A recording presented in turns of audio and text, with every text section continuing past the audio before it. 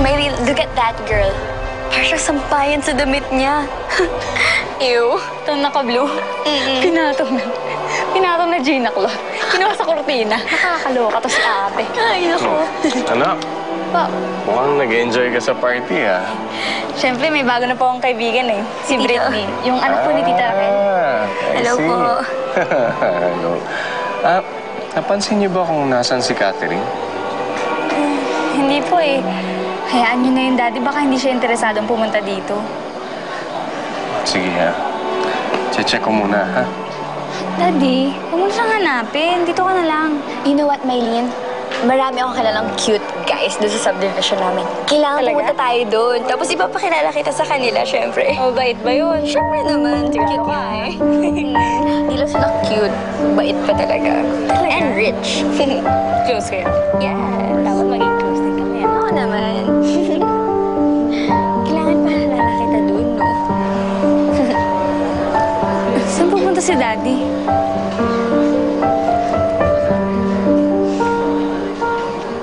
Hindi ko na masusuot tunay.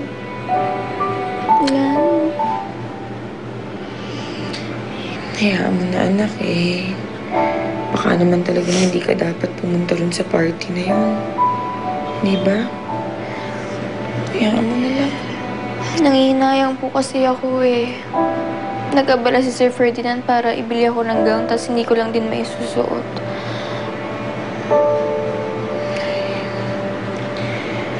Wala naman na tayo magagawa, anak, eh. Oh. Huwag ka na umiyak.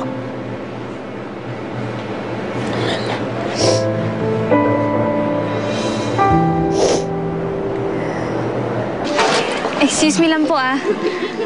Tita Amara, hindi pa ba tayo mag-uumpisa? Hintayin mo na lang ang daddy mo. Eh, nasan ba kasi siya?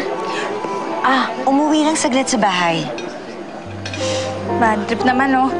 Sabi niya sa akin, hindi siya aalis dito eh. Pinuntahan niya na naman yun. Sino? Sino ba nga ba? Di si Catherine. Napaka-paranoid mo naman. Smile, honey. You're so lovely today. Tagal naman kasi ni Daddy.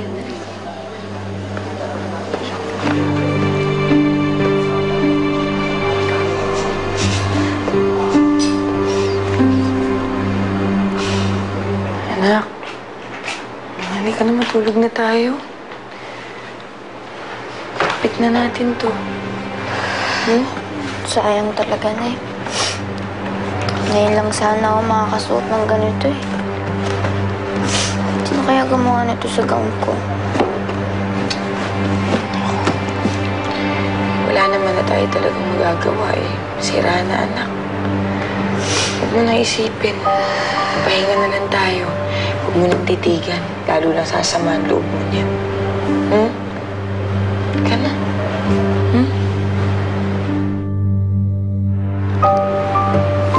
Tabi na natin ito. Catherine?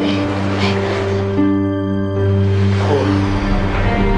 Bakit hindi ka pabihis? Sir, hindi na po makakapunta eh. Ha? Bakit? Sir, sorry ho nasira po kasi yung gown ko eh. Nagkamansya po. Kaya, umuna na po kayo dun sa party. Hindi na po makakapunta. Ganun ba? May oras pa naman eh. Gagawa ko ng paraan.